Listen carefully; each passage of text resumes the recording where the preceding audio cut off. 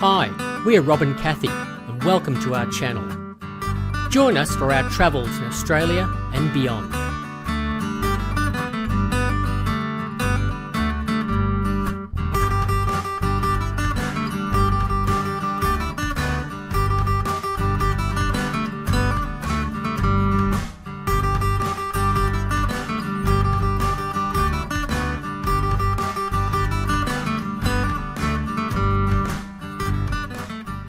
Good morning, viewer.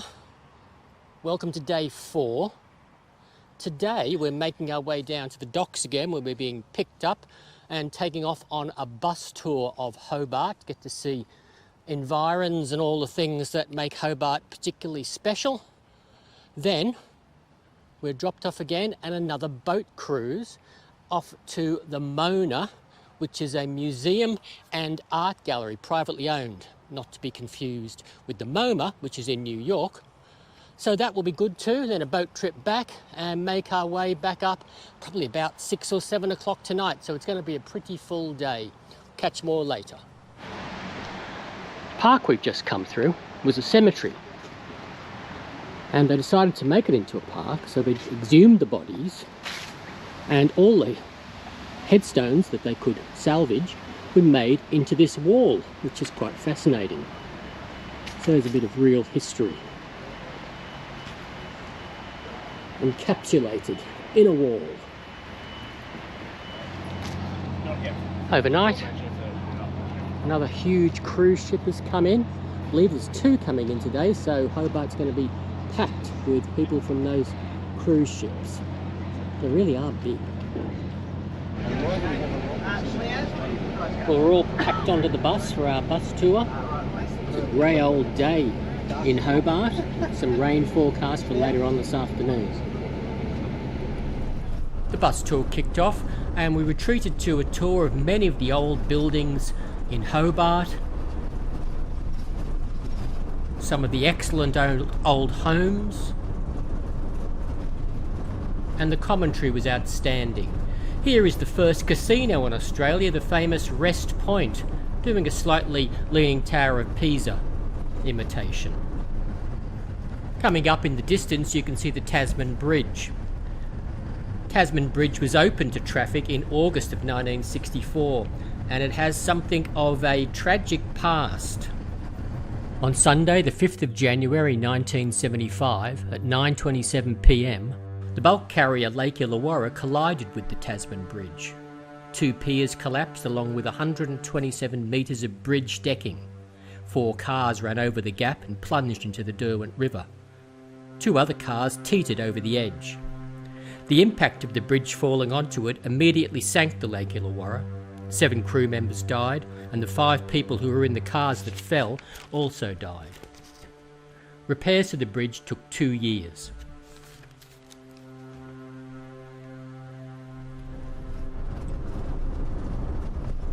The bus tour continued and we were able to see Hobart on the banks of the Derwent River.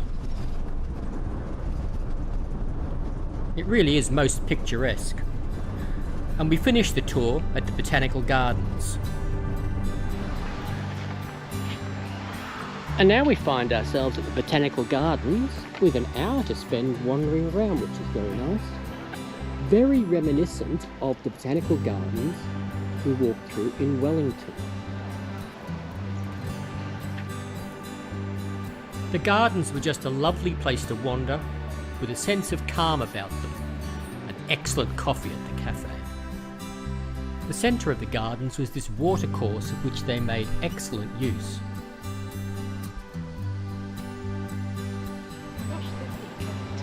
Off the leaves.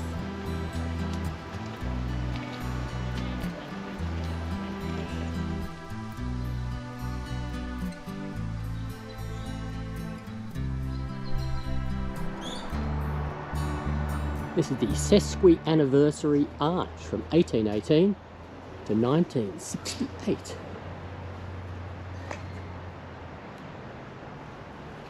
Then our hour was up at the gardens and we waited for the bus to pick us up and take us down to the docks for the second part of the day's adventure. We've concluded the tour on the bus, and now we're back down at the wharfs, and the second half of our day is going on a ferry ride to the Mona Museum and Art Gallery. And here comes our Mona Roma ferry.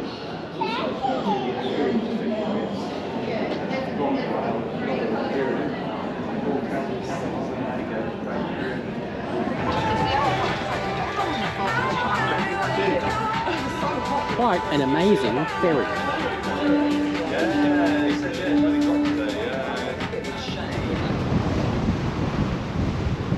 We're out on the Derwent River. There's HMAS Hobart. The Mona is the Museum of Old and New Art. It is the largest privately funded museum in the Southern Hemisphere.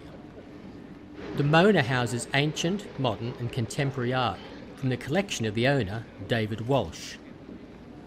The Mona charges an entry fee for interstate and overseas visitors, but it is free for Tasmanians.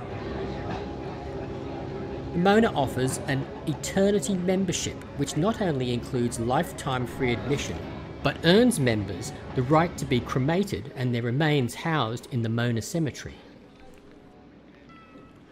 The Mona hosts the annual outdoor Mona Foma music festival in the summer and its wintertime counterpart, Dark Mofo.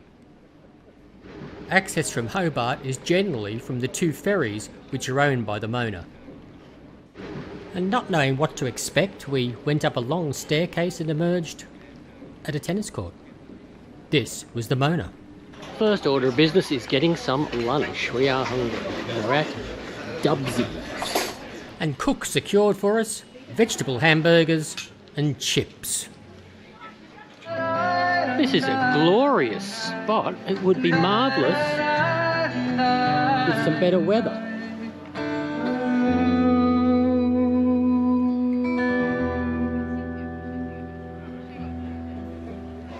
Well, we entered the Mona and we really didn't know what to expect.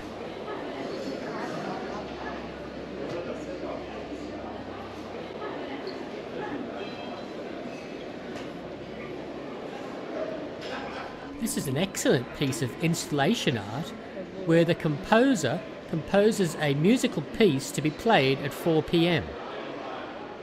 We'll be back later to hear his composition. This installation is called Encyclopedia and it's computer-generated data. David Walsh, the owner of the gallery, is an intriguing character. He made his fortune by developing a gambling system to bet on horse racing and other sports. He then bought artworks and antiques and developed the Mona. It houses over 1,900 works from David's private collection. It's hard to sum up what the Mona is like. In my daily notes I took, I described the experience as amazing, intriguing, surprising and disturbing, and I think that about sums it up. This is an actual Porsche Carrera, believe it or not, with fiberglass bubbles. This piece is entitled Bitfall by artist Julius Pop. This is Wilfred Priest's White Library, a collection of 6,000 blank books.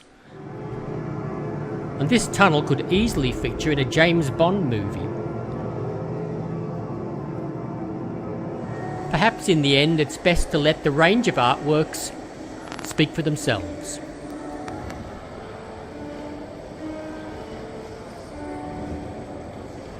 This artwork was projected on the floor of the men's toilet. It's approaching 4 o'clock and we're just waiting for the composition to be performed. I've tried to show you as much as I can of the Mona. It certainly is an eclectic mix of art of all sorts. It's been very interesting, to say the least. So I hope you enjoy a little bit of this performance, and then we're heading back home on the ferry, and that'll be it for the day.